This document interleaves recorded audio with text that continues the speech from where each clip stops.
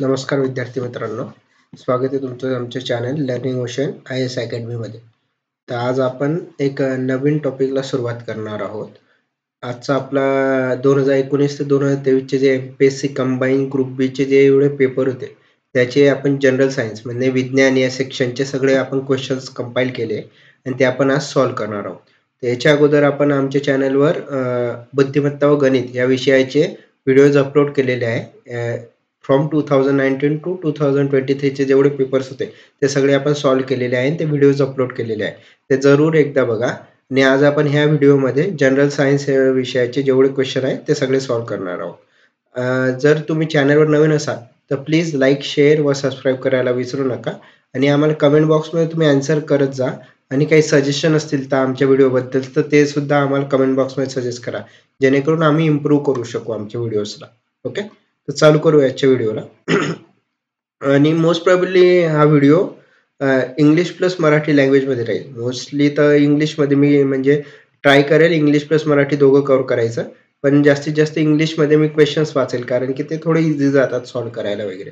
पण मराठीत पण मी ट्रान्सलेट करून सांगेल आन्सर्स वगैरे काय आहे कसे. तर ते थोडंसं ज्याला मराठी वगैरेचा इंग्लिशचा थोडा प्रॉब्लेम असेल तर ते वरती मराठीचे क्वेश्चन्स पण रेफर करू शकता. ओके, तर फर्स्ट क्वेश्चन आहे आपला. Which of the following statements are true for sound? Okay, first आहे sound waves are transverse waves. ते चुकीचं आहे. Sound waves are longitudinal waves असतात. ओके, सेकंड आहे आपलं statement, Audible sound waves have a frequency range of 20 kHz and above. तर हे चुकलंय.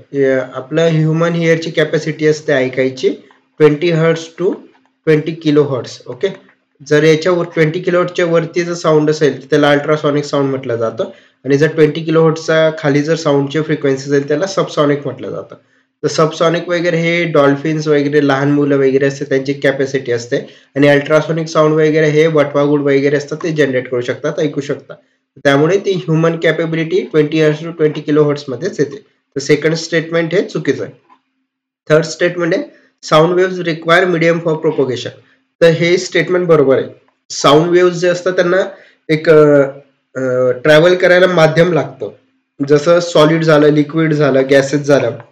आता आपण जे बोलतो जनरली तर त्याच्यामध्ये एअर मधून आवाज हा ट्रान्सफर होतो. म्हणजे तुम्ही जर ओरडले किंवा कोणाशी बोलत असाल तर त्या दुसऱ्याला बोलणं ऐकू येतं कारण की त्या वेव्स जनरेट होतात, त्या आपल्या हवेच्या माध्यमातून ते ट्रान्सफर होतात आणि दुसऱ्याच्या कानापर्यंत जातात आणि त्याला ऐकायला येतं.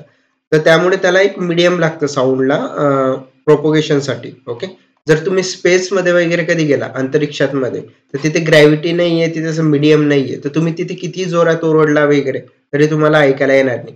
फॉर एक्झाम्पल, जर कधी सपोज मंगळावर, मंगळ ग्रह आहे तो आपल्यापासून खूप लांब आहे, जर त्याच्यावर खूप मोठा स्फोट वगैरे झाला नाही, दोन प्लॅनेट्स वगैरे त्यांची टक्कर झाली तर खूप मोठा आवाज जनरेट होतो, पण तो आपल्यापर्यंत पोहोचत नाही कारण की तिथे मीडियम नाही साऊंडला ट्रॅव्हल करायला, त्यामुळे त्याला मीडियमची गरज लागते. तर स्टेटमेंट सी बरोबर आहे.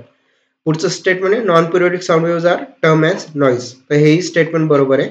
नॉईज म्हणजे गोंधळ, जे म्हणजे अनवॉन्टेड साऊंड राहतो, जसं की डीजेचा कर्कश आवाज वगैरे राहतो. एखादी ट्यून खूप जोरात वाजत असेल नाही तर कर्कश आवाज आला तर आपण आपले कान झाकतो, तर त्याला आपण नॉईज म्हटलं जातं. तर डी स्टेटमेंट पण बरोबर आहे. त्याचं करेक्ट आन्सर आहे C and D, option 4. Okay, next आहे consider the following statement. Light ray changes its direction when it passes from one transparent medium to another. Okay, तर हे स्टेटमेंट बरोबर आहे. म्हणजे जेव्हा लाईट ही लाइटर मीडियम मधून denser medium मध्ये जाते तर थोडीशी अशी रिफ्लेक्ट होते, टुवर्ड्स द सेंटर जाते, आणि जेव्हा ती डेन्सर मीडियम मधून लाइटर मीडियम मध्ये जाते तर अवे फ्रॉम द सेंटर जाते. ओके, ही अवे गेली, ही टुवर्ड्स द सेंटर आली, तर त्यामुळे त्याचं त्याला आपण डिफ्लेक्शन ऑफ लाईट पण म्हणतो. तर ते करेक्ट आहे पहिलं स्टेटमेंट. ओके, सेकंड आहे the velocity of light is different in different media. तर हेही स्टेटमेंट बरोबर आहे. व्हेलॉसिटी ऑफ लाईट वेगवेगळी राहते. एअरमध्ये वगैरे स्पेसमध्ये त्याची व्हेलॉसिटी आहे 3 × 10⁸ मीटर पर सेकंड, ही लाईटची व्हेलॉसिटी स्टँडर्ड. जर ते लिक्विडमध्ये वगैरे घेतली वॉटरमध्ये तर ती येते 2.26 × 10⁸ मीटर पर सेकंड. ओके, जर आपण सॉलिड्समध्ये घेतली तर त्याचं वेगळं येतं काहीतरी. ओके, त्याची व्हेलॉसिटी वेगळी राहते. तर डिफरंट मीडियामध्ये डिफरंट व्हेलॉसिटी राहते लाईटची. तर स्टेटमेंट बी पण बरोबर आहे. तर फर्स्ट ऑप्शन याचं बरोबर, statement A is correct and B is correct explanation. Okay, तर 73 चा फर्स्ट ऑप्शन आहे. ओके, नेक्स्ट क्वेश्चन घेऊया. The third shell of an atom can have maximum of dash dash electron. Okay, अणूच्या तिसऱ्या कक्षेत जास्तीत जास्त डॅश डॅश इलेक्ट्रॉन असू शकतात. तर आपल्याला माहिती आहे अणूचं स्ट्रक्चर कसं राहतं. ॲटमचं एक न्यूक्लियस राहतो, त्याच्या अवतीभोवती असे ऑर्बिटल्स असतात ज्याच्यामध्ये इलेक्ट्रॉन्स रिव्हॉल्व करतात, जे आपल्याला माहिती आहे. ओके, हे बेसिक स्ट्रक्चर झालं ॲटमचं. तर ह्या प्रत्येक ऑर्बिटमध्ये वेगवेगळ्या नंबर ऑफ इलेक्ट्रॉन्स राहतात. तर त्याचा कॅल्क्युलेट करायचा फॉर्म्युला काय, 2n². ओके, तर एन म्हणजे नंबर ऑफ ऑर्बिट्स, कोणत्या ऑर्बिटमध्ये तो आहे. आता यांनी विचारले की तिसऱ्या कक्षेमध्ये, तर तिसऱ्या कक्षेमध्ये म्हणून एनच्या जागी 3 टाकणार. 3चा स्क्वेअर 9, 2 × 9 म्हणजे 18 येईल. ओके, तर अणूच्या तिसऱ्या कक्षेमध्ये किती इलेक्ट्रॉन्स येतील, मग 18. ओके, सिमिलरली जर त्यांनी फर्स्ट ऑर्बिटमध्ये किंवा पहिल्या कक्षेत विचारले असतील तर एनच्या जागी 1 टाकणार. एकाचा स्क्वेअर म्हणजे 1, 2 × 1 म्हणजे अणूच्या पहिल्या कक्षेमध्ये 2 इलेक्ट्रॉन्स राहतात. ओके, अशा प्रकारे तुम्ही कॅल्क्युलेट करू शकता. नेक्स्ट क्वेश्चन घेऊया. Calculate the Miller indices of the face having the following intercepts with the 3 axes perpendicular to the each other. Okay, तर मिलर इंडायसेस वगैरे विचारले. मिलर नावाचे एक सायंटिस्ट होते, त्यांनी एक इंडायसेसचं हे थोडंसं डिटेल एक्सप्लेनेशन वगैरे दिलं होतं, तर त्याच्यावरून त्याचं नाव मिलर इंडायसेस पडले. तर ते कसे कॅल्क्युलेट करतात, त्यांनी हे कोऑर्डिनेट्स दिले, तर याच्या अकॉर्डिंगली आपण आहे ना याचं रेसिप्रोकल घेतो आणि त्याचे जे डिनॉमिनेटर असतो त्याला इक्वल करतो. म्हणजे आता सपोज 1/2, 1/3 आणि 1/4 आहे. ओके, आता याचं कॉमन फॅक्टर काय येईल, 12 येईल, कारण की 12ला 2ने पण भाग जातो, 3ने पण भाग जातो, 4ने पण भाग जातो, त्यामुळे. ओके, तर 12 येण्यासाठी आपल्याला वरती कितीने मल्टिप्लाय करावं लागेल, इथे येण्याकरता 6ने. इकडे जेव्हा 6ने मल्टिप्लाय करणार तेव्हा 12 येईल. वरचा येतो म्हणजे 6, इकडे 4ने मल्टिप्लाय करावं लागेल आणि इकडे 3ने. ओके, तर 6, 4, 3 हे त्याचे इंडायसेस येतील. त्याचा करेक्ट आन्सर आहे 1, 6, 4, 3. ओके, एक 1 ऑप्शन येतो. नेक्स्ट आहे, when current of 100 ampere is passed through a molten sodium chloride for 965 seconds, then okay, तर जे सोडियम क्लोराईड NaCl चं सोल्युशन आहे त्याच्यामधून जर आपण 100 एम्पियर करंट पास केला 965 सेकंदसाठी तर काय होईल असं विचारलंय. आणि त्यांनी सोडियमचा ॲटॉमिक वेट आणि क्लोरीनचा ॲटॉमिक वेट दिलेले आहे. आपल्याला माहिती सोडियमवर नेहमी पॉझिटिव्ह चार्ज असतो आणि क्लोरीनवर निगेटिव्ह चार्ज असतो. ओके, तर जेव्हा कॅथोड हा जो टर्मिनल असतो कोणत्याही याचा तो निगेटिव्ह असतो आणि जो ॲनोड टर्मिनल असतो तो पॉझिटिव्ह असतो. तर मग जेव्हा Na+ आयन आहे तो निगेटिव्ह कडे जाईल, कारण की पॉझिटिव्ह निगेटिव्ह अट्रॅक्ट करता एक दुसऱ्याला, बरोबर. तर Na+ हा निगेटिव्ह वर जाईल म्हणजे कॅथोड कडे जाईल आणि Cl- हा पॉझिटिव्ह कडे जाईल. ओके, तर हे दोन जे स्टेटमेंट आहे ज्याच्यामध्ये त्यांनी सांगितलंय की सोडियम हा कॅथोड कडे जाईल आणि क्लोरीन ॲनोड कडे जाईल. पण आता याच्यापैकी कोणतं बरोबर दिलेलं आहे ते बरोबर सांग विचारायला नाही. तर आपल्याला इथे ॲटॉमिक वेट्स पण दिलेले त्यांचे. सोडियमचं 23 आहे आणि क्लोरीनचं 35.5 आहे. तर त्यांनी काय म्हटलं, 23 gram of sodium is deposited at cathode and 35.5 gram of chlorine is gas is evolved at anode. तर हे स्टेटमेंट बरोबर आहे. ओके, तर हे बघा, ऍक्च्युली हे असे क्वेश्चन आले तर करा, नाही तर सोडून द्या, कारण की थोडं डिफिकल्ट क्वेश्चन होता तो. Okay, platyhelminthes are best described are. Platyhelminthes नावाचं म्हणजे काय म्हणतात त्याला, जीवाणू आहे, तर त्याच्याबद्दल काय स्टेटमेंट दिले तर ते कोणते बरोबर आहे. प्लेटिहेल्मिन्स म्हणजे गांडूळ जसं राहतो आपलं त्या प्रकारचेच ते जीवाणू असतात, म्हणजे तर त्याचं असतं ते फ्लॅटवॉर्म पण म्हटलं जातं त्याला, हे करेक्ट आहे. ट्रायपोप्लास्टिक असतात ते आणि एकोलेट ॲनिमल असतात. ओके, हे स्टेटमेंट त्याचं बरोबर आहे. डायप्रोप्लास्टिक नसतात. ओके, आणि ॲकोमेलेट हे पण असतात. तर हे थोडेसे त्याचे कॅरेक्टरिस्टिक्स आहे.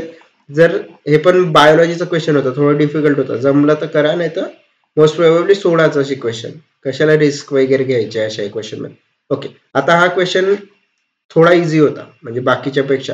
Okay, how many parents are required during binary fission of amoeba. तर अमिबा हा सिंगल सेल्युलर म्हणजे एक जीवाणू आहे, विषाणू म्हणा, जीवाणू म्हणा. तर त्याचं डिव्हिजन होण्याकरता, बायसेक्शुअल डिव्हिजन होण्याकरता किती याची जनक पेशींची त्याला आवश्यकता असते असं विचारले. तर कोणत्या याला अमिबाचं डिव्हिजन व्हायला त्याला अजून एक जनक पेशी अशी लागेल त्याच्यासारखी, तेव्हा त्याचं डिव्हिजन होतं. तर हे जेव्हा असं त्याचं डिव्हिजन होतं तर न्यूक्लियस पण त्याच्या सेंटरमधून डिवाइड होतात आणि असे 2 पार्ट्स त्याचे बनतात. ओके, तर त्याला म्हणतात आपण बायनरी फिशन. बायनरी म्हणजे 1. ओके, 2 याच्यात डिवाइड होतो, त्याच्याकरता एक ॲटमची त्याला म्हणजे काय म्हणतात त्याला जरूरत लागते. अमिबाची जनक पेशींची एका पेशीची त्याला जरूरत लागते, कारण की तो युनिसेल्युलर ॲनिमल आहे, एक पेशी ॲनिमल आहे तो. तर त्याला बायनरी फिशन करता परत एका सेलची आवश्यकता लागते. नेक्स्ट आहे कुफर सेल्स आर ऑकरिंग. तर कुफरच्या पेशी कोणत्या अवयवात आढळून येतात असं विचारलं होतं. तर कुफरच्या पेशी जनरली ना एक त्यांचं मेन फंक्शन असतं प्रोटेक्ट द ऑर्गन, म्हणजे कोणत्या तरी एक जे आपलं अवयव वगैरे त्याला प्रोटेक्ट करायचं, बाहेरील जे बॅक्टेरिया वगैरे अटॅक करतात त्याच्या अगेन्स्टमध्ये, नाही तर इंटरनल काही व्हायरस वगैरे असतील तर त्याच्या अगेन्स्टमध्ये. आणि या कुफरच्या शेल्स वगैरे लिव्हरमध्ये फाउंड आउट होता आणि ते मेटाबॉलिझम वगैरे मध्ये पण हेल्प करतात. ओके, तर हे जनरली लिव्हरमध्ये फाउंड आउट होता. आणि किडनीमध्ये आपल्या किडन्या बीन शेपच्या असतात, त्याच्यावरती आपल्या ॲड्रेनलिन ग्लँड असतात, इथे असे सिच्युएटेड दोघा किडनीच्या वरती. त्या ॲड्रेनलिन ग्लँड मधून ॲड्रेनलिन नावाचं एक काय म्हणतात त्याला केमिकल असतं, जे ते रिलीज करतं. ते फायर अँड फाईट मध्ये आपल्याला उपयोगात येतं, म्हणजे एकदम कोणाचं संताप येणे तर कसं रक्त खवळतं वगैरे, त्या टायमाला हे ॲड्रेनलिन वगैरे रिलीज होतं आणि त्यामुळे आपल्याला ते जाणवतं की आपल्याला खूप संताप आलेला आहे, आपल्याला काहीतरी करायचं आहे, मारामारी वगैरे त्या टाईपमध्ये तेव्हा होतं. नाही तर काही एकदम एखाद्याचं हृदयाचे ठोके वाढतात, कारण की एकदम त्याला इन्सिक्युअर वाटायला लागतं, तेव्हा सुद्धा हे केमिकल रिलीज होतं, ॲड्रेनलिनच म्हणतात त्याला, म्हणतात फायर ऑर फाईट, म्हणजे एक तर पळून जायचं किंवा तिथे थांबायचं वगैरे, त्या दृष्टीने ते रिलीज होतं. ओके, नेक्स्ट आहे कीटकनाशकांचा वापर करताना खालीलपैकी कोणत्या बाबींचा प्रामुख्याने विचार करावा. ओके, तर कीटकनाशक प्रकाराची योग्य निवड, तर हे स्टेटमेंट बरोबर आहे. कोणते आपण जे कीटकनाशक वगैरे घ्यायला जातो तर त्याची पहिले एक योग्य प्रकारे निवड केली जाते की कोणत्या जमिनीकरता वापरणार, कोणतं पीक घेतोय त्याच्याकरता ते कीटकनाशक वापरलं जाणार आहे, तर त्याची योग्य प्रकारची निवड हा क्रायटेरिया त्याच्यात मेन असतो. नेक्स्ट आहे कीटकनाशकाची कार्यक्षमता, तर हे स्टेटमेंट हाही ऑप्शन बरोबर आहे. कार्यक्षमता कशी आहे कीटकनाशकाची, कारण की काही काही कीटकनाशक हे खूप एक्सेसिव्हली वर्क करतात, तर काही काही मॉडरेटली वर्क करतात. जसं त्याची कॅपॅसिटी त्यानुसार आपण ते कीटकनाशक निवडतो, प्रत्येक पिकाकरता वेगवेगळे लागतं, त्यानुसार आपण त्याची निवड केली जाते. लास्ट आहे थर्ड ऑप्शन कीटकनाशकाची मात्रा. तर आपण प्रत्येक पिकाला पाहिलं असेल वेगवेगळ्या प्रकारच्या डोसेस मध्ये त्यांना फवारणी करतो, काहींना जास्त फवारणी करावी लागते तर काहींना 1-2 वेळेस फवारणी करून पण चालतं. तर त्यानुसार त्याची मात्रा ठरवली जाते की कोणत्या टाईपचं पीक तुम्ही घेताय. तर हेही स्टेटमेंट बरोबर आहे. आणि लास्ट आहे कीटकनाशकाचा रंग, तर हे स्टेटमेंट चुकीचं आहे. तुम्ही कोणतेही जे कीटकनाशक वगैरे घ्यायला जाता तर ते रंगावर कधीच घेत नाही, त्याचा रंग कोणता आहे, निळा आहे, काळा आहे वगैरे, त्यानुसार ते घेतलं जात नाही. तर हे बाकीचे 3 फॅक्टर होते आणि चौथा फॅक्टर चुकीचा होता. तर त्याच्यानुसार आन्सर होतं ऑप्शन 3 ABC. नेक्स्ट आहे which of the following element and its function in plants is pair incorrectly, म्हणजे जे प्लांट्स मधले काही एलिमेंट्स आहेत त्याचे न्यूट्रिशन्स दिलेले आहेत तर त्याचे काही फंक्शन्स आहेत ते त्यापैकी इनकरेक्टली कोणतं मॅच केलंय ते ओळखायचं.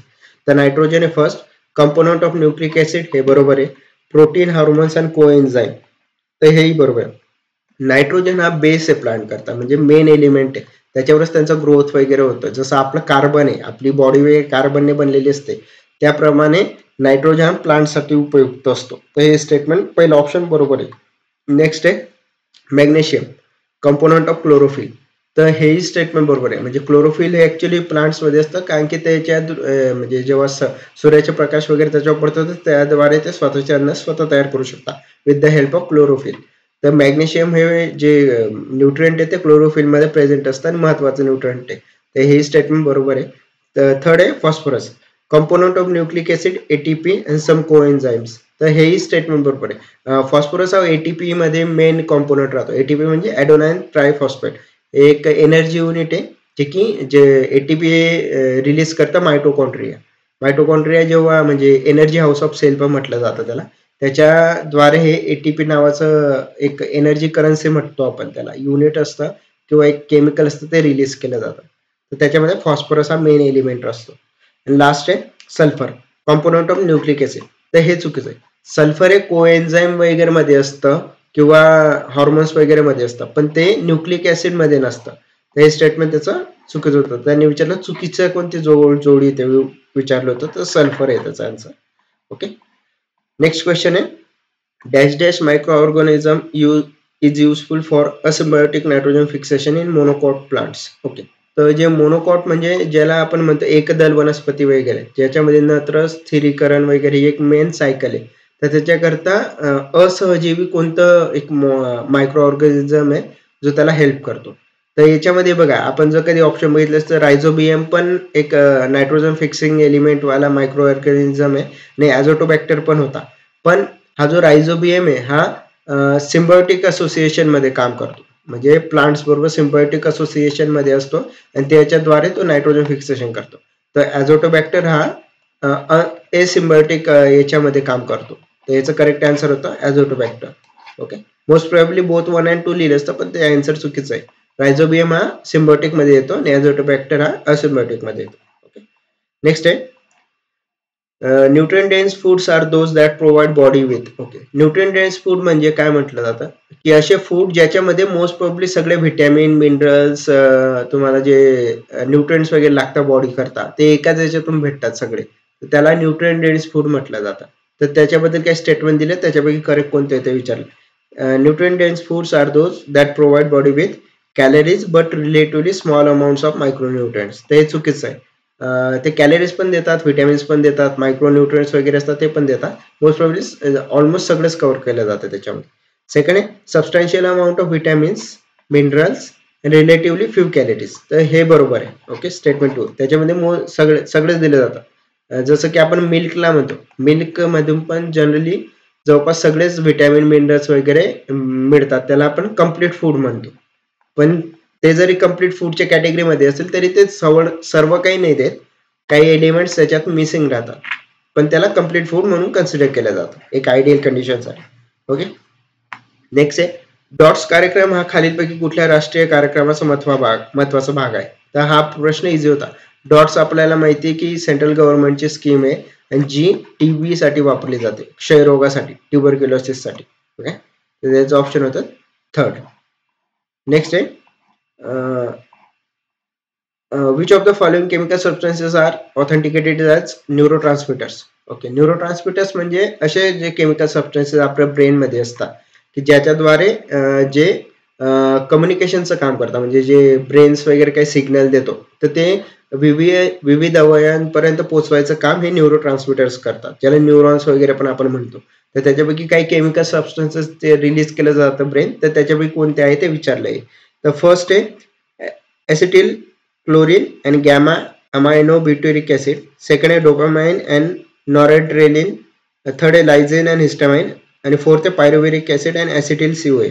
ओके, तर आपल्याला माहिती आहे, एक जर तुम्ही कधी वाचलं असेल सायन्समध्ये, तर हिस्टॅमिन हे जे केमिकल सबस्टन्स आहे ते जनरली आपल्याला काही लागलं, काही जखम वगैरे झाली तर तेव्हा ते रिलीज होतं बॉडीमधून आणि ते जनरली पोटा वगैरे मध्ये तयार होतं, पोटात लिव्हर वगैरे मध्ये.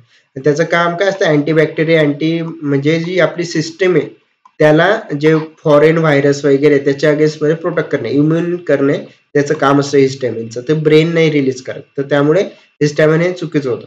तर सी ऑप्शन जिथं तो आपण एलिमिनेट करू शकलो असतो. नंतर एक अजून होतं एक डोपॅमाइन. डोपॅमाइन तुम्ही बऱ्याचदा ऐकलं असेल, जे लोक ड्रग्स वगैरे घेतात तर त्यांचं शांत होण्याचं चित्तस्थान जो होतं, नाहीतर काही काहींना स्टेरॉइड्स वगैरे घेतल्यानंतर एकदम जोश येतो, ते जास्त अजून वर्कआउट वगैरे करतात.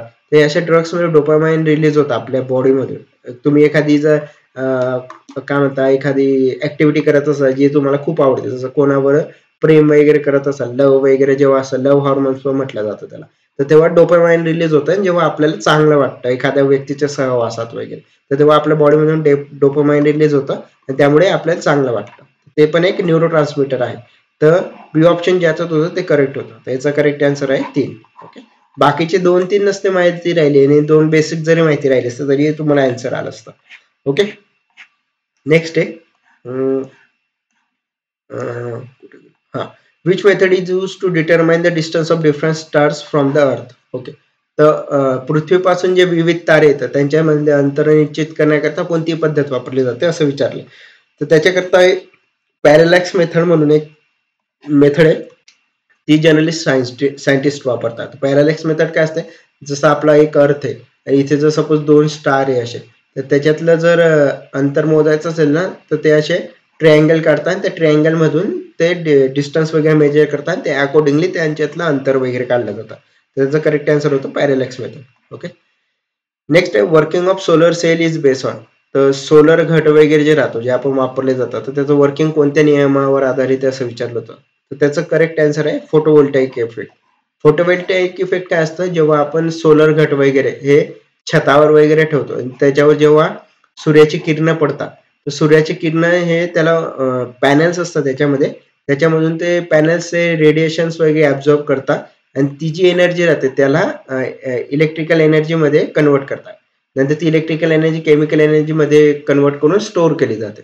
तर त्याला म्हणतात फोटोव्होल्टाइक इफेक्ट. म्हणजे सूर्याची प्रकाश किरण पडल्यावर जी एनर्जी जनरेट होते त्याला फोटोव्होल्टाइक इफेक्ट म्हटले जाते.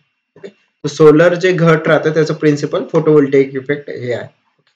नेक्स्ट आहे who was the earliest to use algebra to solve astronomical problems. तर हा जो क्वेश्चन होता हा आयोगाने कॅन्सल केला आहे. त्यांच्या जे ऑफिशियल आन्सर की वगैरे त्याच्यात आन्सर पण दिलेलं आहे, त्यांनी कॅन्सल केलेलं आहे. ओके. नेक्स्ट क्वेश्चन आहे the copper alloy German silver contains. कॉपरचे जर्मन सिल्वर धातू मिश्रणात डॅश डॅश असते. तर जर्मन सिल्वर हे एक अलॉय आहे कॉपरचं, त्याच्यामध्ये असतं CnZ. सी म्हणजे कॉपर, एन म्हणजे निकेल आणि झेड म्हणजे झिंक. हे लक्षात ठेवा, बऱ्याचदा विचारलेले आहे, आज 2-3 वेळेस क्वेश्चन येऊन गेलेले आहे याचे. तर कॉपर, निकेल आणि झिंक हे ज्याच्यामध्ये असतं त्याला आपण जर्मन सिल्वर असं म्हटलं जातं. ओके.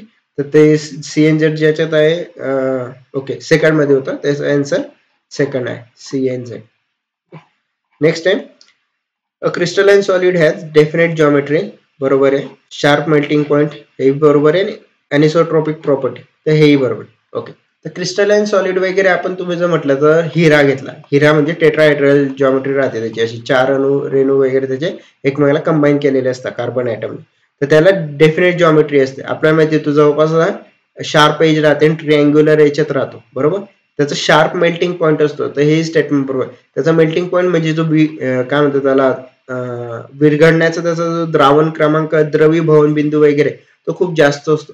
त्यामुळे जे हाय मेटिंग कटिंग ऑपरेशन्स राहतात ज्याच्यामध्ये हिरा वापरला जातो, कारण की तो खूप टणक पण असतो आणि त्याचं मेल्टिंग पॉइंट जास्त असल्या कारणाने ते दुसऱ्या मेटल्सला कट करू शकतो. तर त्यामुळे तेव्हा जास्त हीट जनरेट होते, तर तो विरघळत नाही. तर त्याचे जास्त मेल्टिंग पॉइंट हाय असल्यामुळे त्याला असल्या ऑपरेशन मध्ये वापरला जातं. तर सेकंड ऑप्शन पण बरोबर आहे. आणि थर्ड आहे अनिसोट्रॉपिक प्रॉपर्टी. अनिसोट्रॉपिक प्रॉपर्टी म्हणजे दिशानुवर्ती गुणधर्म. दिशानुवर्ती गुणधर्म म्हणजे तो एक प्रकारचा डायरेक्शनल त्याच्यात चेंजेस वगैरे दाखवले जातात. हिऱ्यामध्ये जर तुम्ही लाईट वगैरे एंटर केली तर कशी शाईन वगैरे होते, बऱ्याचदा त्याचं दाखवलं जातं. त्याला आपण दिशानुवर्ती गुणधर्म पण म्हणतात. त्याचा करेक्ट आन्सर आहे तिघं पण प्रॉपर्टी त्याच्या करेक्ट होत्या. तर लास्ट ऑप्शन आहे all of the above are correct. Okay. Next आहे according to Moseley the basis for the periodic arrangement of element is. Okay. तर आपला पिरियोडिक टेबल होता जी आवर्त सारणी वगैरे, तर त्याला अगोदर ॲटॉमिक वेटच्या याच्यावर त्याच्यातले जे मूलद्रव्य वगैरे होते त्यांची रचना केली होती. जसं ॲटॉमिक वेट वाढत जाईल, अणूचे वजन वगैरे त्याचं जर वाढत जाईल त्यानुसार त्यांना ठेवलं होतं. म्हणजे जर 30 होतं, मग 31, मग 32 ह्या प्रकारे त्यांना अरेंज केलं होतं. नंतर जेव्हा काही वेळानंतर ॲटॉमिक नंबर ही संज्ञा म्हणजे त्याच्या बेसिसवर त्यांना अरेंज केलं गेलं. जसं मग कॉपर आहे, नंतर मग ॲल्युमिनियम वगैरे यांचे ॲटॉमिक नंबर वेगवेगळे. कार्बनचा 7 होता, कार्बनचा 4 आहे, नायट्रोजनचा 7 आहे, कॉपरचा 20 आहे. तर ह्या प्रकारे जसे त्यांचे नंबर्स वाढत जातील ॲटॉमिक नंबर त्यानुसार त्यांना अरेंज केले होते.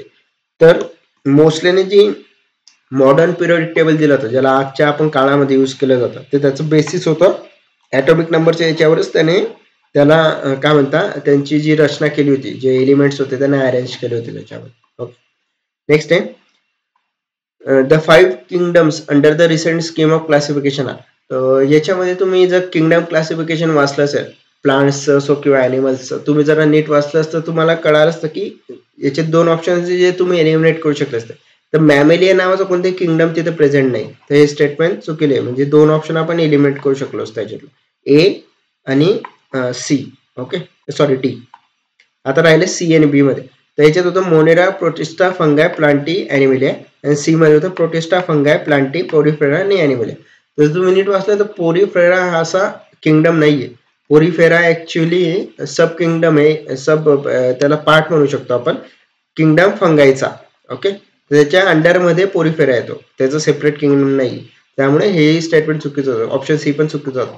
त्याचा करेक्ट आन्सर आहे option 2 only B. Okay, next आहे a toxic substance responsible for chills and high fever recurring every 3 to 4 days in malaria fever is due to. Okay, तर मलेरिया जेव्हा होतो, मलेरिया हे अॅनोफिलस मॅजिकच्या डासाच्या चावण्यामुळे होतं.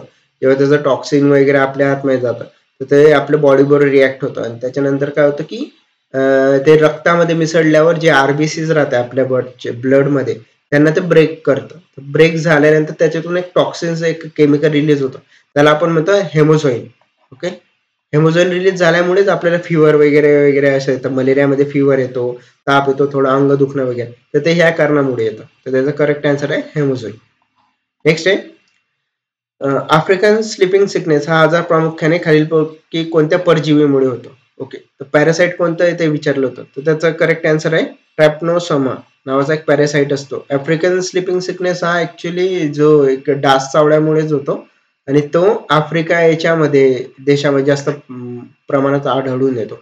याच्यामध्ये कसं फिवर येतं, थोडा थकवा जाणवणे, अंग दुखणं वगैरे सिमिलर काइंडची लक्षणे येते, गळ्याला सूज वगैरे येणे वगैरे, त्या काय टाईपमध्ये तुम्हाला आजार होता म्हणजे लक्षणे दिसून येतात जेव्हा ह्या टाईपची जी काय म्हणतात ते डास वगैरे चालवला तर त्याच्यानंतर पॅरासाइट आपल्या अंगात म्हणजे शरीरात जातात आणि त्याच्यानंतर अशा प्रकारची लक्षणे दिसून येतात. आणि तो पॅरासाइटचं नाव असतं ट्रायपॅनोसोमा नावाचा एक पॅरासाइट असतो जो आफ्रिका जो डास चावल्यामुळे आपल्या शरीरात येतो. नेक्स्ट आहे algae and fungi are classified in which of the following groups. तर अल्गी अँड फंगाय आता तुम्ही हे बऱ्याचदा वाचला पण असेल, तर हे ना याला आपण थॅलोफाइट्स म्हणतो.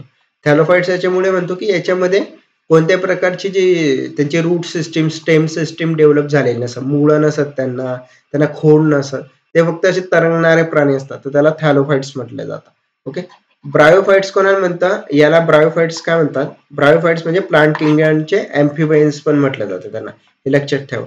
एम्फिबियन्स of plant kingdom is known as the bryophytes. Okay, next आहे अँजिओस्पर्म आणि जिम्नोस्पर्म. अँजिओस्पर्म मध्ये काय असतं, जी बी असते झाडाची बी ती अशी ना नेकेड असते. नेकेड म्हणजे त्याच्या वरतून काहीतरी आवरण असतं आणि त्याच्या आतमध्ये जसं फळाची बी झाली, कोणत्या फुलाची बी राहिली ती आतमध्ये असते, तर त्याला आपण अँजिओस्पर्म म्हणतो. आणि जिम्नोस्पर्म मध्ये ना ती बी नेकेड असते. नेकेड म्हणजे उघडी असते, फक्त त्याचं बी आहे त्याच्यावरतून काही आवरण वगैरे नसतं, तर त्याला आपण जिम्नोस्पर्म म्हणतो. ओके, नेक्स्ट आहे खालीलपैकी कोणत्या रोगामुळे झाडाच्या पानातील हरितद्रव्य नष्ट होऊन झाडाची पाने आकुंचन पावतात. तर हे जर असं डिसीज हा मोझॅक डिसीज ऑफ टोबॅको म्हणून ओळखला जातो. मोझॅक डिसीज म्हणजे ज्याच्यामध्ये जी तंबाखूच्या झाडाची पानं असतात ती आहे ना असे राऊंड शेप मध्ये असतात, पूर्ण न होता असे खालूनच राऊंड शेप मध्ये होऊन जातात असे. त्यामुळे ते काय म्हणतात नुकसान होतं. आणि दुसरं याच्यानंतर त्याच्यातलं जे क्लोरोफिल असतं ते नष्ट होतं आणि त्याची जी हिरवी पानं असतात ते पिवळी पडायला लागतात. तर त्याचं मेन कारण आहे मोझॅक डिसीज ऑफ टोबॅको. हा डिसीज तंबाखूवर जास्त येतं, पडतो वगैरे, तर त्यामुळे त्याला म्हणतात mosaic disease of tobacco. Next आहे which of the following biofertilizer is added in rice fields. आता तुम्हाला बरेचदा तुम्ही वाचलंच ना, राईस फील्ड म्हणजे पॅडी फील्ड्स वगैरे बेंगाल साईडला वगैरे, साऊदर्न साईडला, नाही तर आपल्या रत्नागिरी रायगड साईडला याची शेती खूप होते, पाण्यामध्ये वगैरे त्याची भाताची शेती केली जाते. तर त्याला मेन रिस्पॉन्सिबल मायक्रो ऑर्गॅनिझम असतो त्याची वाढीसाठी वगैरे, ब्ल्यू ग्रीन अल्गी म्हटलं जातं त्याला. ओके, त्याला आपण सायनोबॅक्टेरिया पण म्हटलो. ओके, नायट्रोजन फिक्सेशन मध्ये पण त्याचं काम आहे. ओके, तर हा मेन एलिमेंट आहे भाताची, जेव्हा शेती वगैरे करतो तेव्हा हे बायोफर्टिलायझर म्हणून पण यूज केलं जातं. पुढचं घेऊ आपण प्रश्न. Mechanism by which bacteria becomes resistance to antimicrobial agents. Okay, तर त्याचं फर्स्ट आहे alteration in surface receptors for drugs, हे बरोबर आहे. एमडीआर पंप हेही बरोबर आहे. सिक्रेशन ऑफ इनएक्टिव्हेटिंग एन्झाइम्स, तर हेही बरोबर आहे. आता तुम्ही बऱ्याचदा अँटीमायक्रोबियल रेजिस्टन्स वगैरे एजंट्स पाहिले असेल, तर याचं एक तुम्ही करंट एक्झाम्पल पाहणार, तर जे लोक डॉक्टरच्या प्रिस्क्रिप्शन शिवाय डायरेक्ट मेडिकलवर जातील आणि गोळ्या वगैरे घेतात डिसीज करतात, तर त्यांना हे जास्त चान्सेस राहतात की काही काळानंतर त्यांच्यामध्ये त्या गोळ्यांचा इफेक्ट होत नाही, का नाही होत? कारण की ते जे मायक्रो ऑर्गॅनिझम्स किंवा बॅक्टेरिया राहतात आपल्या अंगामध्ये, ते त्या औषधी विरुद्ध त्यांनी एक रेझिस्टन्स किंवा ते इम्युनी सिस्टम डेव्हलप झालेली राहते त्यांची. आणि हे काय होतं की विदाउट प्रिस्क्रिप्शन गोळ्या खाणे, त्या गोळ्यांचा कोर्स पूर्ण न करणे, तर त्यामुळे हे असे त्यांच्यामध्ये जे बॅक्टेरिया वगैरे राहतात त्यांच्यामध्ये इम्युनी सिस्टम डेव्हलप होते. त्यामुळे जेव्हाही गोळ्या वगैरे घेणार तर डॉक्टर प्रिस्क्राईब वगैरेच घेत जा आणि जो डोस घेतला तर तो कम्प्लीट करायचा. ओके. नेक्स्ट आहे staphylococcal food poisoning is cause by. Staphylococcal नावाचं एक फूड पॉइझनिंग म्हणजे फूड पॉइझनिंग असते, त्याच्या ती होते जनरली जेव्हा आपण कंटॅमिनेटेड फूड खातो, म्हणजे जे बाशी फूड असेल तर जे उघड्यावरचं पदार्थ वगैरे, तर ते जर खाल्लं आपण तर त्याच्याने आपल्याला ही फूड पॉइझनिंग होते. आणि त्याचं मेन रिझन असतं injection of perform enterotoxin. Enterotoxin म्हणजे जे जीवाणू वगैरे असतात त्या पदार्थावर, ते जेव्हा आपल्या शरीरामध्ये जातात तर त्यामुळे डायरिया वगैरे लागणे वगैरे, तर ते आपली जी डायजेस्टिव्ह सिस्टीम राहते ना, तर डायजेशन सिस्टीमला ते अफेक्ट करतात. त्यामुळे आपल्याला जास्तीत जास्त संडासी लागणे वगैरे, नंतर लूज मोशन होणे, त्या प्रकारचे आजार होऊ शकतात. त्याचं आन्सर आहे ऑप्शन 1. नेक्स्ट आहे a neutron having energy of 0.025 electron volt is a त्याला म्हटलं जातं थर्मल न्यूट्रॉन. ओके. ज्याची इलेक्ट्रॉनची व्हेलॉसिटी 0.25 व्होल्ट असते त्याला आपण म्हणतो थर्मल न्यूट्रॉन. इपिथर्मल न्यूट्रॉन म्हणजे ज्याची व्हेलॉसिटी 0.025 to 1 व्होल्ट आहे, त्याला आपण इपिथर्मल न्यूट्रॉन म्हटलं जातं. नेक्स्ट आहे transfer of heat from body at low temperature to a body at high temperature is okay. तर जेव्हा त्यांनी काय म्हणजे कमी तापमानाच्या वस्तूतून उच्च तापमानातील वस्तूत उष्णता स्थानांतर कशी होते, तर त्याचं एक मेन आपण जे डे टू डे लाईफ मधलं एक्झाम्पल आहे रेफ्रिजरेटर. आपलं जे आपलं फ्रीज वगैरे राहतं, ज्याच्यामध्ये आपण काय करतो, हीट ही बाहेर टाकली जाते आणि आतलं तापमान थंड ठेवलं जातं रेफ्रिजरेटरला. तर त्याचं वर्किंग कसं होतं, जे कॉम्प्रेसर वगैरे असतं ते कंटिन्युअसली एअरला कॉम्प्रेस करतं जेणेकरून हवा आतली थंड ठेवतं. तर ते वर्क करतं, त्यामुळे ते आतलं जे वातावरण ते थंड ठेवलं जातं. तर त्याचं आन्सर आहे possibly by doing some external work. External work केलं जातं ना, कारण की कॉम्प्रेसर काही एनर्जी घेतो, तो कॉम्प्रेस करतो, ते काहीतरी एक प्रकारचं काम करतो आणि ते कामाच्या त्याच्यानंतरच ते फ्रीज मधलं जे टेम्परेचर ते कमी ठेवलं जातं. म्हणजे त्याची डायग्राम जर पाहिली गेली तर असं येऊ शकतो. ही कोल्ड बॉडी आहे, ही हॉट बॉडी आहे आणि ह्या कोल्ड बॉडी पासून हॉट बॉडी पर्यंत टेम्परेचर जातं. जनरली जो थर्मोडायनामिक्सचा एक लॉ असतो तो काय म्हणतो की जेव्हा पण एनर्जी ट्रान्सपोर्ट होते ती हॉट बॉडी पासून कोल्ड बॉडीकडेच जाते. ओके. तर हा एक थर्मोडायनामिक्सचा लॉ आहे, त्याच्या अगेन्स्ट मध्ये काम करतो. तर याला काम करण्याकरता बाहेरून जे वर्क वगैरे त्याला सप्लाय करावं लागतं, त्याच्यानंतरच हे पॉसिबल होतं. ओके. त्याचं ऑप्शन 3 आहे. नेक्स्ट आहे minimum Audible frequency of sound means. तर मिनिमम जी ध्वनीची कमीत कमी श्रवणीय वारंवारता म्हणजे काय, तर त्याचा करेक्ट आन्सर आहे जी पिच लिमिट असते, lower pitch limit of audibility. Okay. Lower म्हणजे मिनिमम विचारले त्याने, म्हणजे सगळ्यात कमीतले कमी जी ऑडिबल फ्रिक्वेन्सी रेंज असते त्याला आपण म्हटलं जातं मिनिमम ऑडिबल फ्रिक्वेन्सी. नेक्स्ट आहे डायमंड म्हणजे आता मी तुम्हाला सांगितलं हिराचं टेट्राहायड्रल जॉमेट्री राहते, असे 4 रेणू असतात त्याचे, ते एकमेकाला अशा प्रकारे अटॅच असतात. टेट्राहायड्रल असे पिरॅमिडल शेप मध्ये पाहिलं असणार तुम्ही. ओके. तर ते पिरॅमिड शेप मध्ये जे रेणू राहतात त्यांचं कोव्हॅलेंट क्रिस्टल मध्ये हे राहतं. ओके. असे ते कोव्हॅलेंट बॉन्डने एकमेकाला अटॅच केले राहतात. नेक्स्ट क्वेश्चन घेऊया. The high strength to weight ratio of dash dash alloy mainly recommends their use in aircrafts and automobile industries. Okay. The high strength to weight ratio. Okay. त्यांचा strength पण जास्त आणि weight पण कमी असेल असे ratio ज्यांचा असतो, तर ते तसले पदार्थ कोणत्या ऑटोमोबाईल आणि एअरक्राफ्ट मध्ये वापरले जातात, त्यांचं केमिकल कोणतं असतं किंवा त्याचं स्ट्रक्चर कोणते राहते, त्यांच्यात कोणते एलिमेंट्स वापरले जातात ते विचारले. त्याचं करेक्ट आन्सर आहे लाईट अल्युमिनियम. तर आपण तुम्ही पाहिलं असेल एअरक्राफ्ट वगैरे राहतात ते अल्युमिनियम, लाईट अल्युमिनियम याचे बनले राहतात. अल्युमिनियमचं कसं असतं, त्याचं वेट कमी राहतं पण त्याची स्ट्रेंथ खूप जास्त राहते ऍज कम्पेअर टू अदर्स, त्यामुळे त्याचा जास्तीत जास्त उपयोग ऑटोमोबाईल आणि जे एअरक्राफ्ट इंडस्ट्री त्याच्यात केला जातो. नेक्स्ट आहे in lower atmosphere smog is formed by the reaction between hydrocarbon and nitrogen oxide. Okay, hydrocarbon and nitrogen oxide म्हणजे NO3, NO2, NO3. Okay, this interaction produces dash dash as secondary pollutants. Okay, तर याच्यामध्ये जेव्हा तुम्ही पाहिलं smog वगैरे जेव्हा form होतो, धुकं वगैरे म्हणतो, तेव्हा जनरली दिल्लीमध्ये वगैरे थंडीच्या दिवसांमध्ये धुक्याचं जास्त म्हणजे तिथे पोल्युशन वगैरे चे केस होतात. तर काय होतं तेव्हा सेकंडरी पोल्युटंट्स वगैरे जनरेट होतात, जसं की ओझोन आहे, अल्डिहाइड्स होतात, कीटोन्स होतात, पेरॉक्सिटिल नायट्रेट वगैरे अशा टाईपचे सेकंडरी पोल्युटंट्स तिथे जनरेट होतात. तो ओझोन ऍक्च्युली स्ट्रॅटोस्फिअर मध्ये असतो तेव्हा तो बेनिफिशियल असतो, जेव्हा तो ट्रोपोस्फिअर मध्ये येतो तर तो हानिकारक असतो मानवी जीवनाकरता. ओके, ते लक्षात ठेवा ओझोनच्या बाबतीत. नेक्स्ट आहे amoeba is a protozoan animal because it is cellular animal without tissues and organs. हे बरोबर आहे. It is the simplest and most primitive of all animals. हेही बरोबर आहे. Pseudopodia is present for locomotion. तर हेही बरोबर आहे. And it is pore bearing animal. तर हे चुकीचं आहे. अमिबाचं जे जसं स्ट्रक्चर सांगितलं असं असतं, त्याला कुठेही पोर्स नसत. पोर्स म्हणजे छिद्र नसत त्याला कुठेही. त्यामुळे ऑप्शन डी इज रॉंग. तर डी जर आपण हे केलं तर थर्ड ऑप्शन येतं, कारण की पहिले 3 स्टेटमेंट बरोबर होते. तर याचं करेक्ट ऑप्शन आहे ऑप्शन 3. नेक्स्ट आहे खालीपैकी कोणती जोड्या वन्य प्राण्यांची नावे आणि वैज्ञानिक नावे या संदर्भात बरोबर आहेत असं सांगितलंय. ओके, तर काही आपले काय म्हणतात ॲनिमल्स दिले आणि त्याचे सायंटिफिक नेम दिले. First Asiatic lion, panthera leo persica. Okay, तर हे बरोबर आहे. एशियाटिक लायनला पॅन्थेरा लिओ म्हटलं जातं.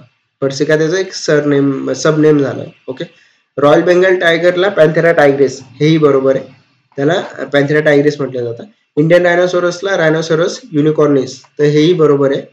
आणि लास्ट आहे थॅमिन डियर, तर सर्वस एल्डी, तर हेही बरोबर आहे. थॅमिन डियर म्हणजे एक ऍक्च्युली डिअरची प्रजाती असते. डिअरचे जेवढे पण झाले, जसं काळवीट वगैरे झालं, रेनडियर झालं वगैरे, ते जे फॉर्म होतात त्यांना एलडी वे सर्व्हिस एलडी या फॉर्म मध्येच म्हणजे त्या कॅटेगरीमध्येच त्यांना बोललं जातं. त्यांचं सायंटिफिक नेम येतं. तर याचं करेक्ट आन्सर आहे ऑप्शन 4. नेक्स्ट आहे which of the following animal groups was were the first vertebrate to become the adapted to the life of land. Okay, तर जे जमिनीवर सगळ्यात पहिले कोणते प्राणी समूह प्रथमतः जमिनीवर जीवनाचा अवलंब केला. ओके, जमिनीवर तुम्हाला माहिती आहे अगोदर सगळ्यात पहिले पूर्ण धरतीवर म्हणजे पूर्ण पृथ्वीवर फक्त पाणी होतं.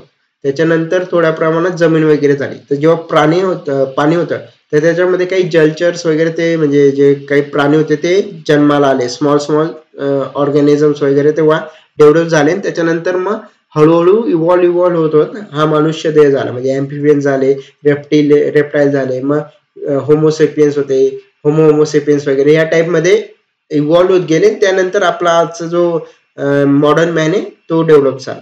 तर त्यांनी म्हटलं सगळ्यात स्टार्टिंगला कोण होतं, तर सगळ्यात स्टार्टिंगला जे होते त्याला म्हटलं एम्फिबियन्स. एम्फिबियन्स म्हणजे असे प्राणी होते जे की जमिनीवर पण राहू शकत होते आणि जे समुद्रात किंवा पाण्यात पण राहू शकत होते. त्याचा करेक्ट आन्सर आहे एम्फिबियन्स. सगळ्यात पहिले एम्फिबियन्स आले, मग त्याच्यानंतर रेप्टाईल्स आले, रेप्टाईल्स नंतर एव्ज आले आणि एव्ज नंतर मॅमल्स आले. एव्ज म्हणजे पक्षी वगैरे. त्याचा करेक्ट आन्सर आहे ऑप्शन 4. 64चं ओनली बी. नेक्स्ट आहे who discovered the national classification system of plants. Okay, the national classification of system of plants हे ऍक्च्युली बेंथम अँड हुकर यांनी डेव्हलप केलं होतं. ओके, कार्ल लिनियस वगैरे यांनी बायनॉमियल किंगडम क्लासिफिकेशन दिलं होतं, म्हणजे 2 किंगडम दिले होते, प्लांट आणि ॲनिमल या नावाचे. आणि जे 5 किंगडम क्लासिफिकेशन होतं जे आपल्याला दिलेलं आहे ते RH विटकर यांनी दिलेलं आहे. ओके, तर हे लक्षात ठेवा, विचारला जातो हा प्रश्न बऱ्याचदा एक्झामला. नेक्स्ट आहे which of the following is the causal organism of wheat rust disease. जे गव्हातील तांबेरा रोग आहे त्याच्याकरता कोणता पॅरासाइट वगैरे किंवा कोणता ऑर्गॅनिझम कारणीभूत असतो असं विचारलंय. तर त्याचा करेक्ट आन्सर आहे पुसिनिया ग्रॅमिसी ट्रिटिसी. ओके, ते हा जो एक नाव ट्रिटिसी नावाचा एक व्हायरस असतो किंवा एक पॅरासाइट असतो, तो जेव्हा गव्हावर येतो त्याच्यानंतर तो डिसीज वगैरे गव्हाला येतो आणि तो नष्ट करतो गव्हाचे तण वगैरे जे त्याचे दाणे वगैरे असतात त्याच्यावर. ओके, नेक्स्ट आहे in agriculture ground water is tap by. तर ग्राउंड वॉटर जे पर्क्युलेशन होतं जमिनीमध्ये तर ते सिंकिंग वेल्स मध्ये आपण टॅप करतो. सिंकिंग वेल्स मध्ये जेव्हा पाणी हे जमिनीवर पर्क्युलेट होतं नंतर आपण विहीर खोदतो आणि ते विहीरमध्ये ते पाणी साचतं. ओके, तर त्याला आपण पर्क्युलेशन म्हटलं जातं. नेक्स्ट आहे, खालीलपैकी कोणते कोलेस्ट्रॉल हे चांगले कोलेस्ट्रॉल म्हणून ओळखले जातात? तर हे चांगले कोलेस्ट्रॉल हे नेहमी हाय डेन्सिटी लिपोप्रोटीन नावाचं कोलेस्ट्रॉल असतं. HDL असतं आणि दुसरं आता LDL. ओके, HDL म्हणजे हाय डेन्सिटी लिपोप्रोटीन आणि LDL म्हणजे लो डेन्सिटी लिपोप्रोटीन. तर हे लो डेन्सिटी कोलेस्ट्रॉल वगैरे असतं ते घातक असतं शरीराला. ज्यांना खूप हार्ट अटॅक वगैरे ज्यांच्यामध्ये हे जर वाढलं, लो डेन्सिटी लिपोप्रोटीन खूप जास्त प्रमाणात वाढलं, त्यांना हार्ट अटॅकचे चान्सेस खूप वाढून जातात. जे लोक जाड आहेत खूप, जे व्यायाम नाही करत वगैरे, चालणं फिरणं कमी आहे, जास्त तेलकट तुपकट खाणं नाही, त्यांच्यामध्ये हे जास्त प्रमाणात आढळून येतं आणि त्यांना मग हृदयविकाराचा झटका येणे वगैरे, डायबिटीज होणे वगैरे त्या प्रकारचे आजार जास्त प्रमाणात होण्याचे चान्सेस असतात. ऑन द अदर हँड जे HDL राहतं, हाय डेन्सिटी लिपोप्रोटीन, ते एक चांगलं का असतं शरीराकरता. ते जे रक्तवाहिन्या असतं वगैरे ते साफ ठेवण्याचं काम करतं. याच्याने जो हृदयविकाराचा धोका वगैरे तो पण कमी असतो HDL. ओके, तर जे बॅड कोलेस्ट्रॉल म्हणून ते LDL ला ओळखलं जातं आणि जे गुड कोलेस्ट्रॉल आहे ते HDL ला ओळखलं जातं. नेक्स्ट आहे, when kidney tubular reabsorption fails, copious urination follows. What is the disease? Metabolic disorder is called. तर त्याला ऍक्च्युअली डायबिटीज इन्सिपिडस म्हटलं जातं. डायबिटीज इन्सिपिडस म्हणजे असा टाईपचा एक रोग असतो ज्याच्यामध्ये युरिनेशन जास्त लागते, पाण्याचे तहानपण वगैरे जास्त लागते. ओके, नेक्स्ट आहे, light enters the eye through the thin membrane cord. जे आपली डोळा आहे त्याच्यामध्ये जो प्रकाश एंटर करतो तो सगळ्यात पहिले कशातून एंटर करतो? तर त्याचा आन्सर आहे आपलं कॉर्निया राहतो ना, कॉर्नियामधून राहतो. म्हणजे आपला जर डोळा असा असतो त्याच्या पहिले स्टार्टिंगला कॉर्निया असतो. कॉर्निया म्हणजे जे आपलं पापणी असते त्याच्या खालचा जो एरिया असतो त्याच्यातून लाईट एंटर करते. मग त्याच्या रेटिना असतो. पुपिल म्हणजे जे आतलं जे असं बुबुल राहतं त्याच्यातलं हे बाहेरचं याला पुपिल म्हटलं जातं. आणि आयरिस म्हणजे हे जे काळं काळं असतं आतलं जे डोळ्याचं त्याला आपण आयरिस म्हणतो. नेक्स्ट आहे, echo is heard if the distance between the source of sound and the obstacle is. तर हा क्वेश्चन ऍक्च्युली आयोगाने कॅन्सल केलाय आणि याचं करेक्ट आन्सर 10 मीटर पेक्षा जर जास्त डिस्टन्स असेल कोणत्या याचं तर त्याच्यानंतरच आपल्याला एको ऐकायला येतो. इथे 17 दिलं होतं त्यामुळे हे आन्सर आय थिंक त्यांनी कॅन्सल केला हा क्वेश्चन. नेक्स्ट आहे, in dash dash model of an atom, an angular moment MVR of an electron is an integral multiple of quantity h by 2 pi. Okay, आता हा क्वेश्चन खूप जास्त difficult होता, म्हणजे सिलेबस बाहेरच असल्यासारखाच म्हणावं लागेल. त्याचं करेक्ट आन्सर होतं बोहर्सचं जे ॲटॉमिक मॉडेल होतं त्याच्यामध्ये त्यांनी सांगितलं होतं की जे अँग्युलर मोमेंटम असतं इलेक्ट्रॉनचं वगैरे तो h by 2 pi असतो. ओके, तर त्याचं सांगितलं होतं. हा नसता आयटम केला तरी चालला असता, असे क्वेश्चन असलं तर सोडून द्या, ते बेस्ट आहे. Okay, next thing, choose the incorrect answer. Bonding molecular orbitals are formed by the additive effect of the atomic orbitals. तर हे बरोबर आहे. Okay, the electron density in the internuclear region is in bonding molecular orbital is very low. तर हे चुकीचं statement आहे. Okay, त्यांनी काय म्हटलंय की जे बॉन्डिंग रेणू असतात कक्षेमध्ये दोन केंद्रकातील भागात इलेक्ट्रॉन घनता फार कमी असते. तर चुकीचं आहे, त्याची इलेक्ट्रॉन डेन्सिटी खूप जास्त असते. जर इंटरन्यूक्लिअर असेल तर त्याची जी डेन्सिटी आहे ती खूप जास्त असते आणि जर इंट्रान्यूक्लिअर असेल ती डेन्सिटी कम असते. ओके, नेक्स्ट आहे, during biological nitrogen fixation nitrifying bacteria convert. Okay, तर जे नायट्रोजन फिक्सेशनच्या दरम्यान नायट्रिफाइंग जीवाणू असतो तर कोणाचे रूपांतर कशात करतो ते विचारलं. त्याचं करेक्ट आन्सर आहे NH4चं 2NO3 करताय. NH4 म्हणजे अमोनियम वगैरे असतं त्याचं ते कन्व्हर्जन नायट्रोजन मध्ये करतं. तर आपल्याला माहिती आहे नायट्रोजन जे फिक्सेशन सायकल असतं त्याच्यामध्ये प्लांट्स वगैरे हे जे वातावरणातला जो नायट्रोजन आहे तो घेऊ शकत नाही. तर त्याच्याकरता ते नायट्रोजन फिक्सेशनचं काम हे मायक्रो ऑर्गॅनिझम्स करतात. जसं रायझो बॅक्टेरिया झाला, रायझोबियम सायनोबॅक्टेरिया झाला, ब्ल्यू ग्रीन अल्गी झाली, त्यात ॲझोटोबॅक्टर वगैरे. हे काय करतात, हे जे ॲटमॉस्फेरिक नायट्रोजन असतात त्याला कन्वर्ट करताय NO3 मध्ये. तर त्यामुळे ते NO3 जमिनीत मिसळतोय आणि मग प्लांट हे त्या जमिनीतून तो नायट्रोजन घेतात आणि त्याच्यानंतर त्यांची वाढ होते. ओके, नेक्स्ट क्वेश्चन आहे, जोड्या लावायला सांगितलंय. ओके, पायथन मोल्युरस दिले, नाजा नाजा, वायपर रसली अँड टायफ्लोस ब्रॅमिनस. ओके, सेकंडला दिलं haemotoxic, blind snake, neurotoxic, non poisonous. तर आता हे बघा, हा जो नाजा आहे याला आपण आहे ना इंडियन कोब्रा पण म्हणतो. ओके, तर इंडियन कोब्रा जो राहतो तो जो कधी चावला तो थोडा न्यूरोटॉक्सिक राहतो. तो चावल्यानंतर कसं माणसाला अशी भोवळ येते, त्याचे अवयव निकामी होत जातात, पॅरालिसिस टाईप येतं, त्याला चालायला जमत नाही. तर तो हा जो इंडियन कोब्रा आहे तो आपला न्यूरोटॉक्सिक असतो. त्याला आपण न्यूरोटॉक्सिक याच्यामुळे म्हणतो. तर जेव्हा चावतो ते जे विष आपल्या अंगात जातं ते आपल्या जे सेंट्रल नर्वस सिस्टम असतं त्याच्यावर अटॅक करतं, न्यूरॉन्स वगैरे आता ब्रेनला अटॅक करतं, जे केमिकल्स त्यांच्याशी बाइंड आउट होतं आणि आपले अवयव निकामी करतं ते. ओके, तर त्यामुळे त्याला न्यूरोटॉक्सिक म्हणतात. आणि सेकंड आहे वायपर रसेली. तर वायपर रसेली म्हणजे हा जो साप आहे तो आपल्या याच्यात जनरली सापडून येतो. इंडियन रॉक स्नेक पण म्हटलं जातं त्याला. तो आपल्या इंडियामध्ये कॉमनली फाउंड आउट होतो.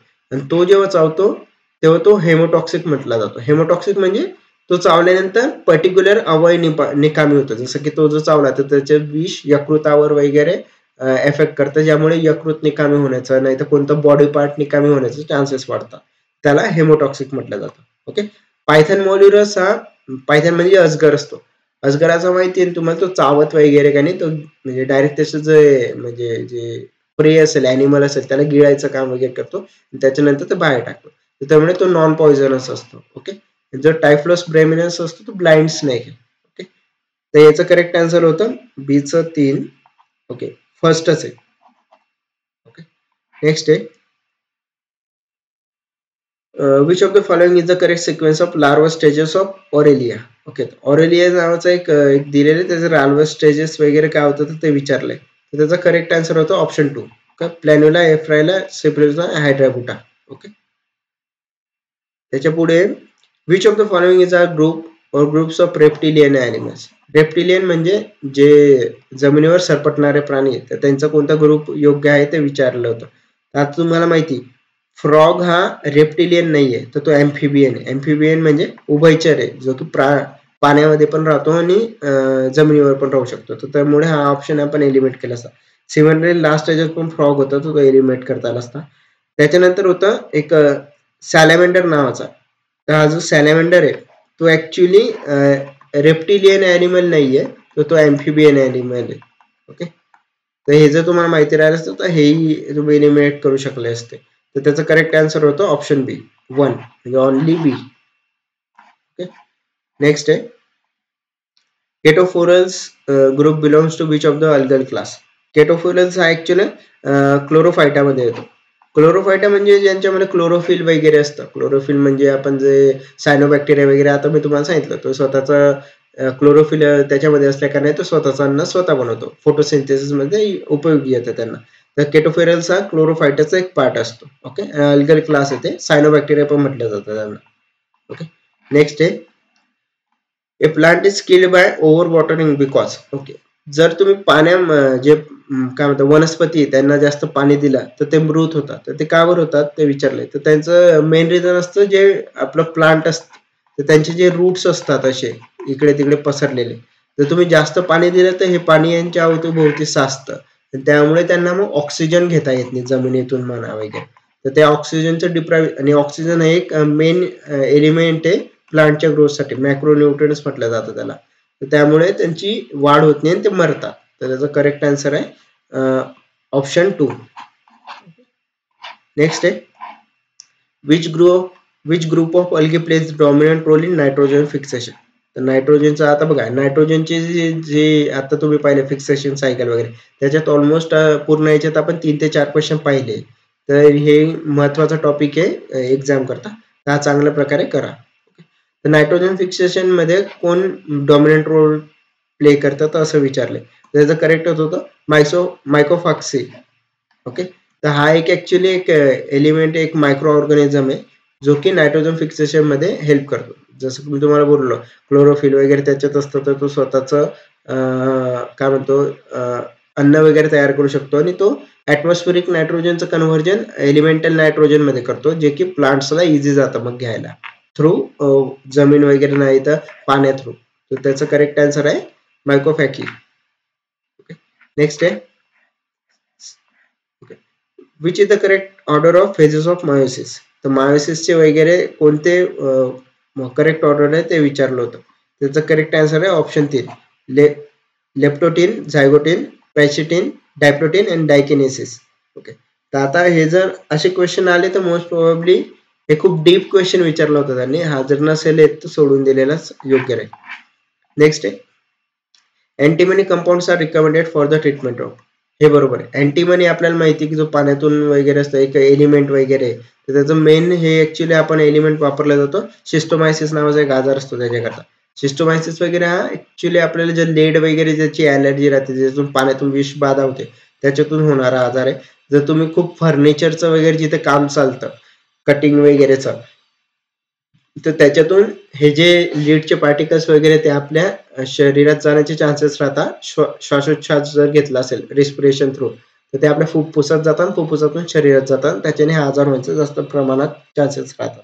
ओके, तर त्याच्याकरता अँटीमनीचं आपण कंपाऊंड वगैरे यूज करतो. नेक्स्ट आहे, normally in porifera the gametes are form by. तर पोरिफेरा नावाचं जे किंगडम्स वगैरे त्याच्यामध्ये जे गॅमेट्स आहे ते ऍक्च्युली आर्किओसाइट्स वगैरे तयार करतात. आर्किओसाइट्स म्हणजे जसं सायनोबॅक्टेरियाचं सांगितलं तसंच असतात, त्याच्यावर क्लोरोफिल वगैरे असतात, तर त्याच्या थ्रूच हे गॅमेट्स वगैरे तयार केले जातात. ओके, नेक्स्ट आहे, for each 1 degree Celsius rise in temperature, the speed of sound in air is increased by. हे तापमानातील प्रत्येक 1 डिग्री सेल्सिअस वाढीसाठी हवेतील ध्वनीचा वेग डॅश डॅश सेंटीमीटर सेकंदने वाढतो. तर आता तुम्हाला माहिती हे एक फॅक्च्युअल क्वेश्चन होता. प्रत्येक 1 डिग्री सेल्सिअस साठी जो ध्वनीचा टेम्परेचर जेव्हा राईज होतं तर स्पीड ऑफ साऊंड इन्क्रीज होतो 0.61 मीटर पर सेकंडने. ओके, हा फॅक्च्युअल क्वेश्चन आहे. पण त्यांनी काय विचारलं होतं इथे सेंटीमीटर पर सेकंड मध्ये. सेंटीमीटर सेकंड मध्ये असल्या कारणाने याला आपण 100ने गुणणार, त्याचं जाईल 61 सेंटीमीटर पर सेकंड. त्याचं करेक्ट आन्सर होतं थर्ड. बऱ्याच लोकांनी 0.61 घेतलं असतं, ते चुकीचं आहे, काय की ते मीटर पर सेकंड होतं आणि आपल्याला सेंटीमीटर पर सेकंड मध्ये विचारलं. नेक्स्ट आहे, unit of specific heat in CGS system is. तर स्पेसिफिक हीट म्हणजे काय असतं, MCP डेल्टा टी हा त्याचा फॉर्म्युला आहे स्पेसिफिक हीटचा. त्याचं युनिट हे actually calories gram per degree Celsius असतं. ओके, नेक्स्ट आहे, the power expanded by current in a resistance is proportional to. तर ऍक्च्युली हा क्वेश्चन आयोगाने कॅन्सल केलाय, याच्यामध्ये काही आन्सर वगैरे दिलेले नाही, पण याचा एक फॉर्म्युला आहे जो पण असतो तो हीट जनरेटेड असते ती I²RT ह्या फॉर्म्युलाने दिली जाते. तर जर त्याच्यानुसार पाहिलं तर square of current in the resistance हे आलं असतं, पण त्यांनी हा क्वेश्चन कॅन्सल केलाय. नेक्स्ट आहे, whooping cough is caused by which of the following bacterial infection. डांग्या खोकला जरा म्हटलो आपण, तो आजार कोणत्या जीवाणूच्या संसर्गामुळे होता असं विचारलंय. तर त्याचं करेक्ट आन्सर होतं बॉडेटेला पर्टुसिस हे नावाचं एक बॅक्टेरियल इन्फेक्शन असतं, जे तेव्हा आपल्याला आपल्या आतमध्ये जातं शरीरात आणि ज्याच्या कारणाने आपल्याला डांग्या खोकला होतो. ओके, नेक्स्ट आहे, which of the following vitamin acts as antioxidant. अँटीऑक्सिडेशनचे प्रतिबंधित करणारे व्हिटॅमिन कोणते असं विचारलं होतं. तर आता आपल्याला माहिती व्हिटॅमिन डी हे ऍक्च्युली आपल्याला सनलाईट सूर्यापासून भेटतं. तुम्हाला म्हणतात लहान मुलांना सांगतात की कोवळ्या उन्हात बसत जा सकाळच्या, त्याच्यातून व्हिटॅमिन डी भेटतं, हे चुकीचं आहे.